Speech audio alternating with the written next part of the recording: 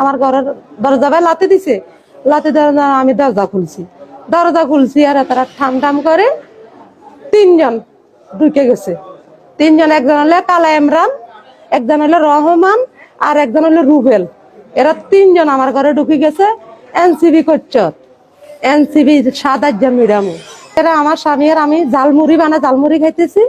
আমার স্বামীরে নিয়ে এরকম রুম, আর একটা রুমে নি দরজা মারি ফিসে আমার হেরা বহুত যুদ্ধ করতেছে, মানে আমার লগে আমার মানে অবৈধ কাজ করতে।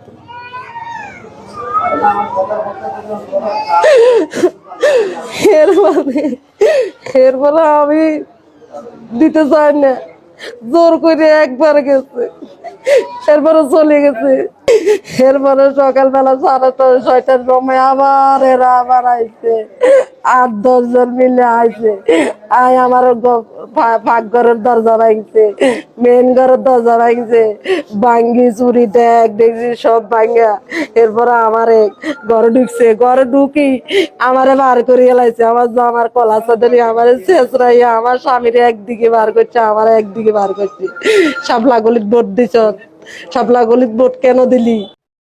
ভিডিওটা সর্বোচ্চ শেয়ার করবেন এবং এইসব নরপিশাচদের আমরা বাংলাদেশে ফাঁসি চাই। বাংলাদেশ সরকারের কাছে আমাদের প্লিজ একটাই আবেদন, এইসব নরপিশাচদের ধরে অবশ্যই ফাঁসি দিবেন।